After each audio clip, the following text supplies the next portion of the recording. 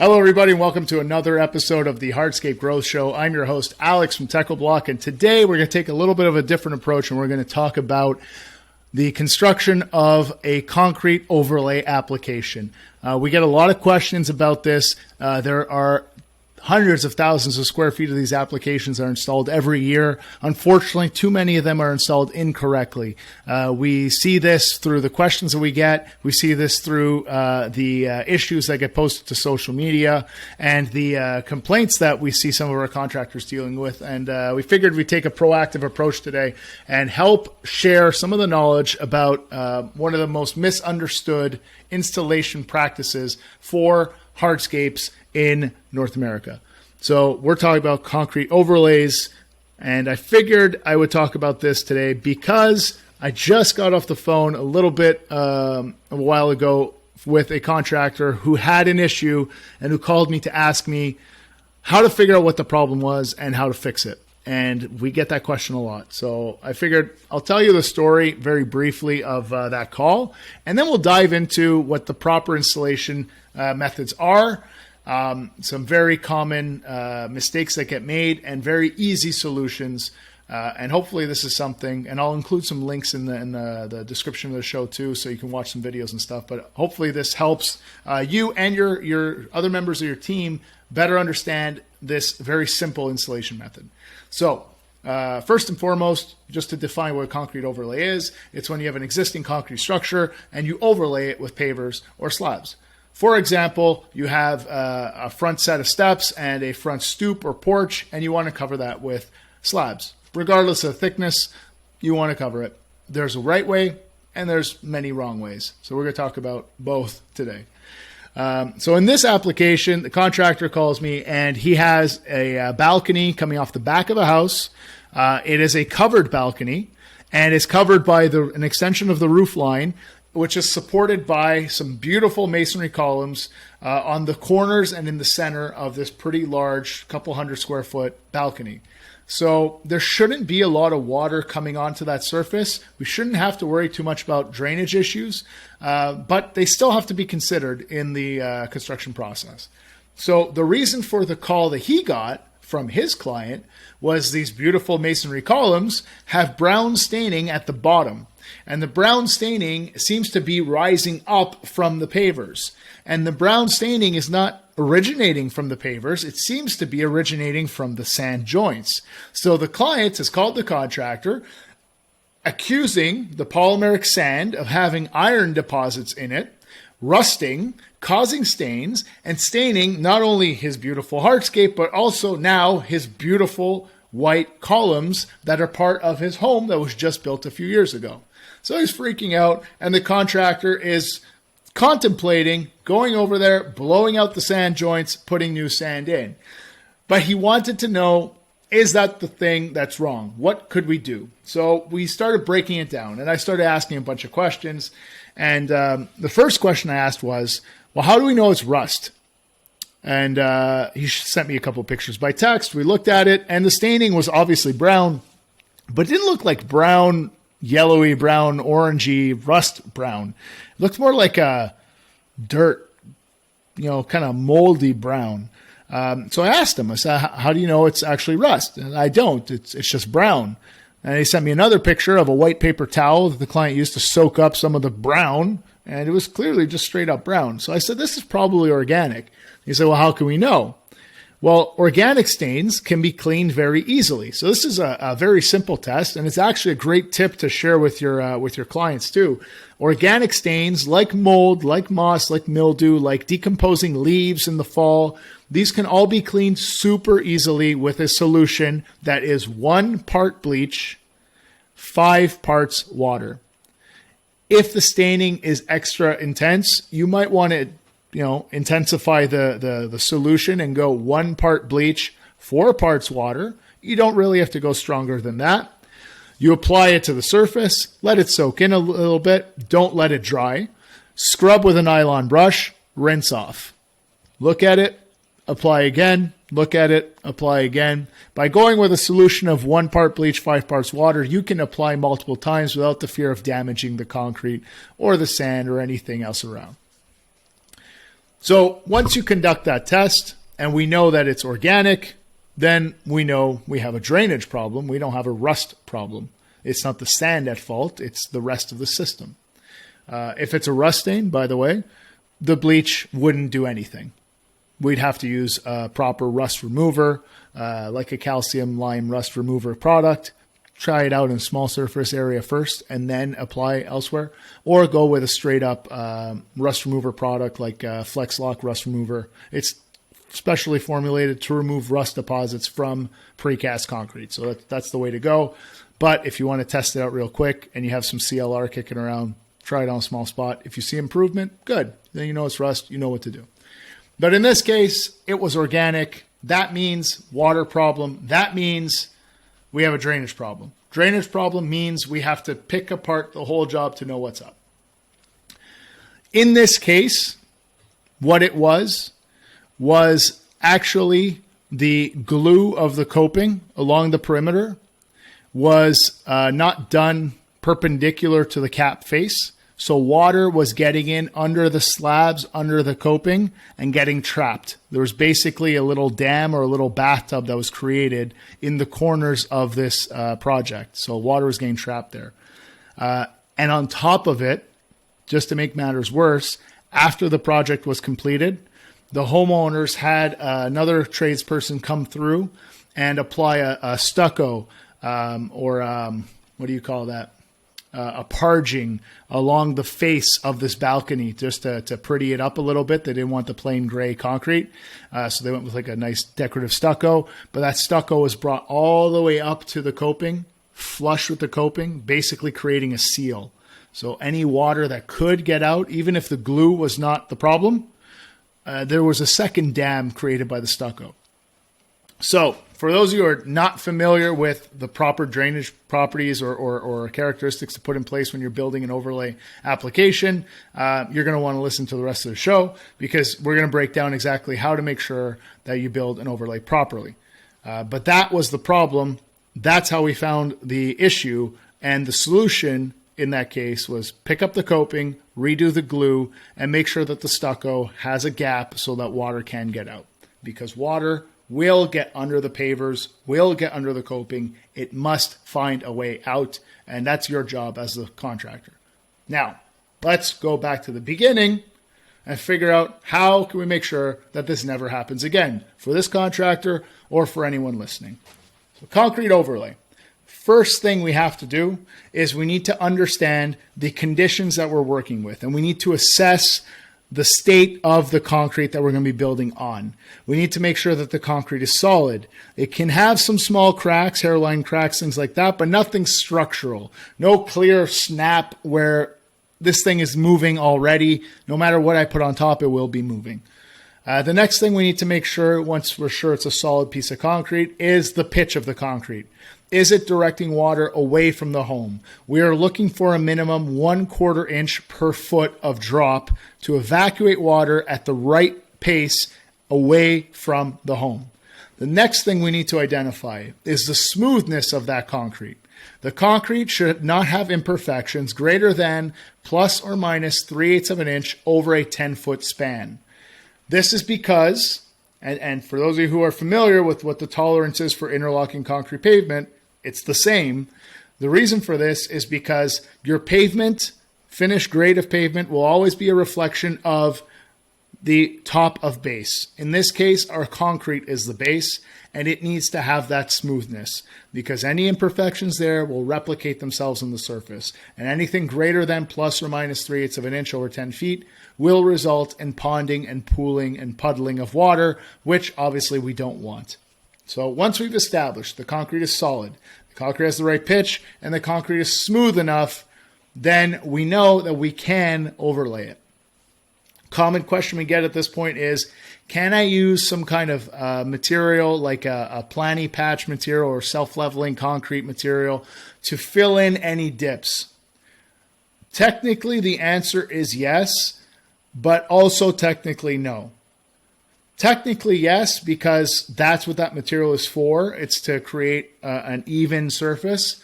But technically no, because it is a different layer of concrete and there is a very high probability of water still soaking into the difference between those two concretes, the planty patch and the existing concrete, and that potentially delaminating over time, causing accumulations of water, causing all kinds of issues, efflorescence, mold, things like that. So the answer really is no, you don't fill in dips, you grind down high points. And this is where overlaying an uneven piece of concrete can become expensive and probably rule it out. If there are too many dips in the surface, too many peaks and valleys, and you're going to spend too many hours grinding that down, you might want to consider a different solution. So that's what I have to say about the concrete slab itself. Once we've established that the concrete slab can be built on, the next thing to establish is any verticals around us. So if the home is a masonry home, we want to inspect the condition of the masonry, because we are building on something that's attached to the house, and we want to make sure that we are not potentially damaging the veneer of the home. So we check out the masonry, we check the status of the masonry joints, we want everything to be in good shape, nice and solid. And the most important thing we need to check is the weeps, or are the weeps. The weeps are the little holes that exist at the bottom of a masonry wall every few feet. Depending on your state or country, the distance between the weeps will vary. Typically, it's between 3 to 5 feet distance between them.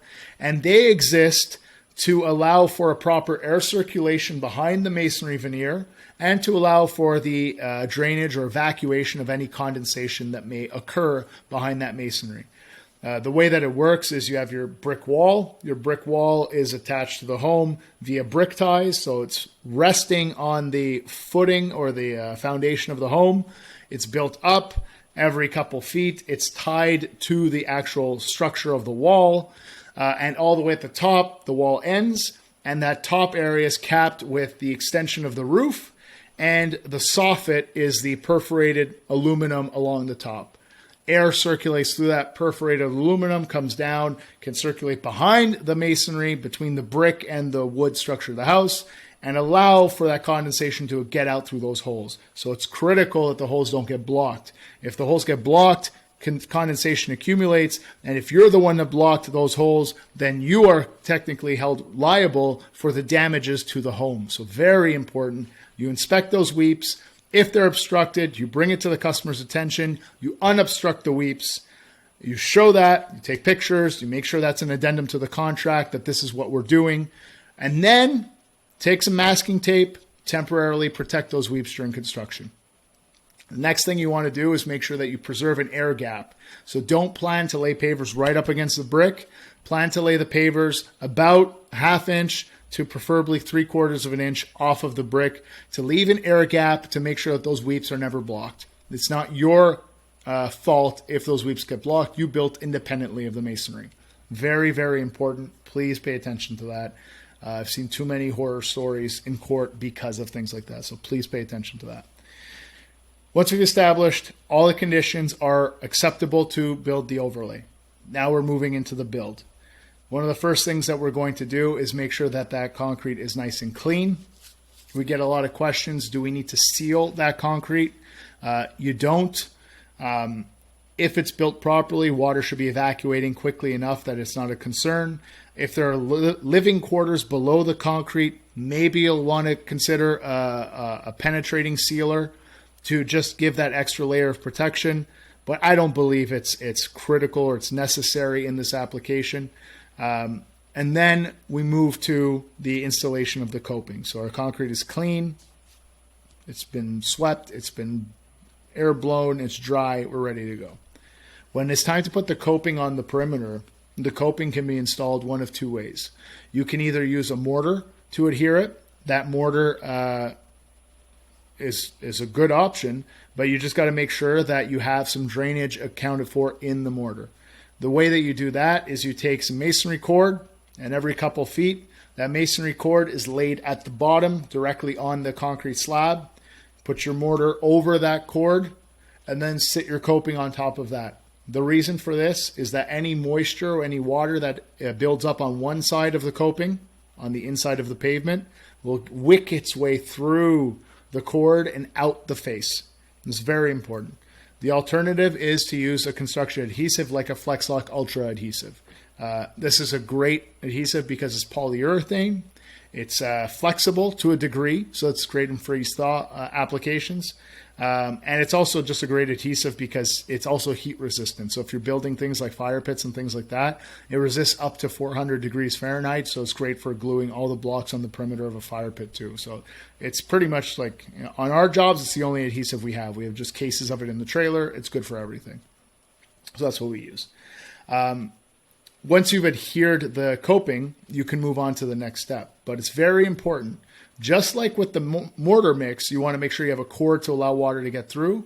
With the glue, you want to make sure that you're positioning the glue either as beads along the way, so dots, or you're putting lines, but those lines of glue are perpendicular to the cap face. This is so that, again, any water that does build up on one side of the cap can follow the pitch of concrete and get out through the other side of the cap. Once the coping is glued in, the next step is installation of a geotextile.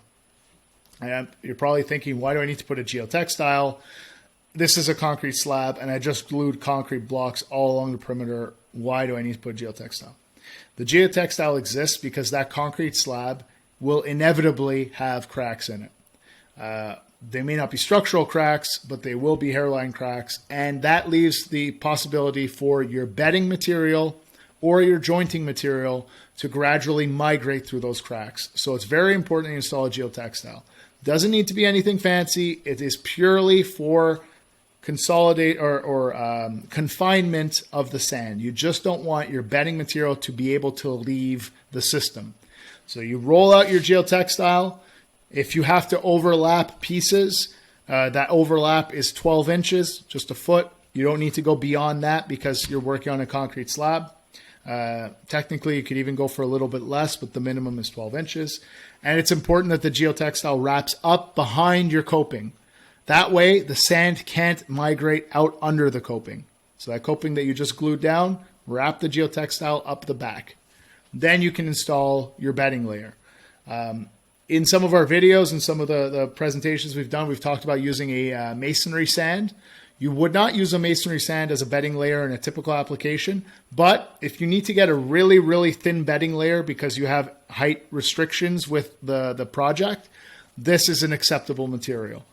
You can use as little as a half inch, all the way down to just a brooming, really just a dusting of sand that you spread with a wide broom just to get a couple grains of sand of separation from your concrete paver or slab that you're installing and the geotextile. If you lay it directly on the geotextile or directly on the concrete slab, the existing slab, it's very difficult for water to get out. In the description of this show, in the show notes, I'll put a link to a video that shows that how much water can accumulate in that area. So very important, put that little bit of sand on the geotextile. It can be masonry sand, it could be washed concrete sand, which is a little bit grittier, a little bit larger, so you want to take that in consideration, especially if you're working with bigger slabs.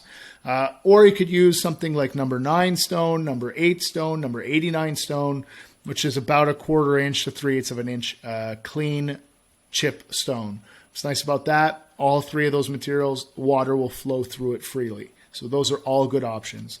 You screed out your bedding layer, and then you're ready to lay your slabs or pavers. When you're laying them, you want to make sure that everything is nice and smooth.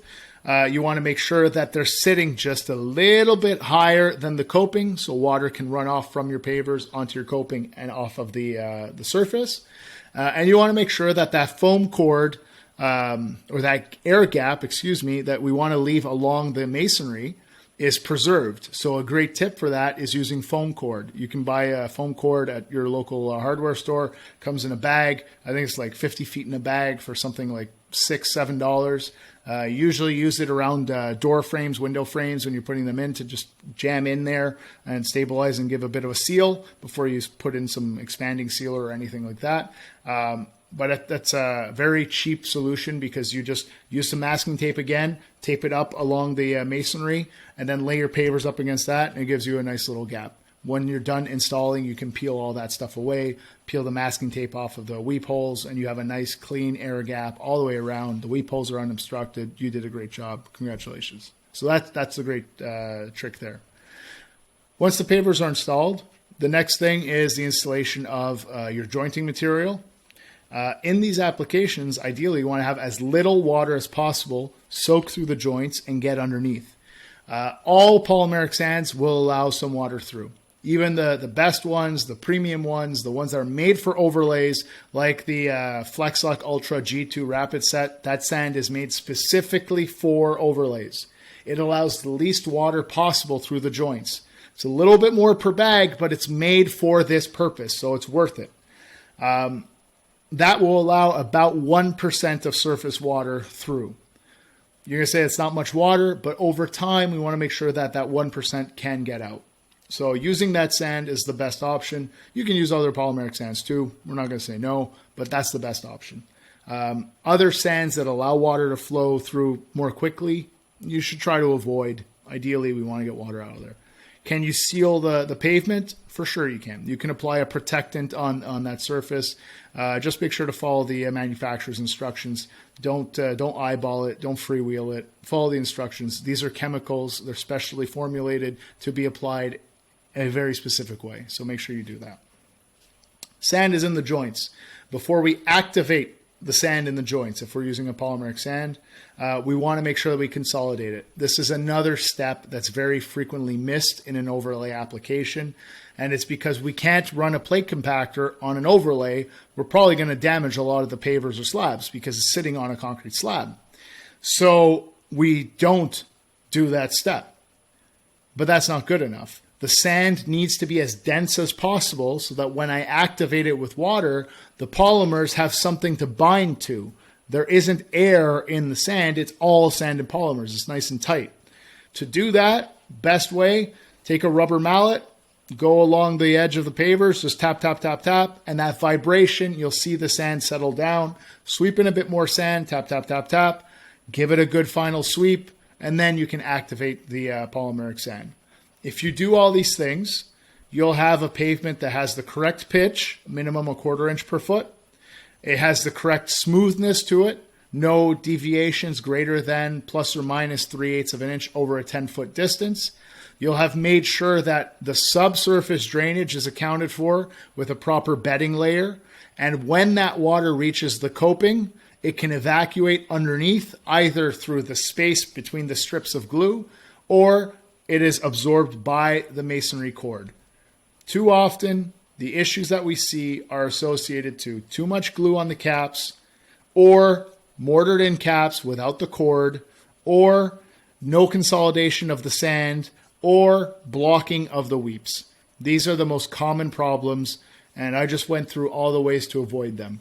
We have some awesome videos on our YouTube channel. If you go to youtube.com/techoblock, you can see that. We'll also be adding some courses and things like that to the hardscaper.com site. You can learn a lot more of other stuff like this on hardscaper.com, where we have the on-demand video courses, where we have the video workshops, interviews with contractors and things like that. And obviously you can check out all the previous episodes of this podcast too. But I hope that today's episode, talking about overlays, talking about proper installation methods for overlays and common pitfalls, has been helpful for you, because it's such a great moneymaker as an application. Too often, homeowners will get calls out to contractors, and contractors will come and build that front walkway. Maybe they'll build a side walkway. Maybe they'll build the patio. But that front set of steps and stoops gets ignored. And there's so many great options, and it's such an inexpensive way to add to every project, because it doesn't require days and days of work. The base is already there. If that concrete slab's in great shape, have at it. It's a half day, and you've just added a couple $1,000s to the project. It's such a lucrative component to a project, or to hardscapes in general, that I know a few contractors who they specialize in just small front walkways and overlays. It's an excellent business model. It's a super curb appeal booster, You throw in a little bit of planting, a little bit of landscape lighting with it. It's like $6, $7, $8, $9, $10,000 for a super facelift for your house. And I know guys, they have 4 or 5 crews running around town, and that's what they're doing. They're just picking up every house on the street because it's so easy. And you're in and out of these projects. So it's really worth looking at. If you're new to the industry, it's a great way to get started in the industry because you don't need a ton of equipment at all. And if you're very established in the industry, it's a great add-on for your business. I know that right now there's a ton of business and tons of opportunity, but why not try to get as much value out of every client that you do business with as you can? This is a very inexpensive add-on or very inexpensive project, period. So overlays, awesome business opportunity, but also can represent a lot of problems if you don't pay attention to the steps. But like you heard in this episode, those steps are pretty easy. Just make sure you pay attention to them. One final point I want to make, we'll call this a little leadership moment or ownership moment of the episode, because yes, this was technical, but I want to highlight one aspect of the discussion that I had with that contractor from way back at the beginning when he called me with that complaint. And I was very proud of him for this because he did something that was very mature and showed his leadership within his company. And that was when I asked him about the glue. If you remember at the beginning, I was saying, how much glue did you put under that coping? Did you create a dam? Did you block the water? And he said, I don't know, but I'll have to check. I know that I'm supposed to put as little glue as needed, and I'm supposed to make sure that the water can flow through the glue so the glue is perpendicular to the face of the cap. But I don't know if I have reinforced that fact with all of my crews. So he took accountability as the boss, as the owner, as the leader for why his team might not know that finer detail of hardscape construction. And he is going to make sure that moving forward, everybody knows the correct application of adhesive for coping on pools, on walls, on overlays, on steps is that way. And he's going to write it into his processes and make sure that all future employees get trained the same way and know what he now knows through this sort of painful lesson. So it's very important. And that's why we have all of this content free.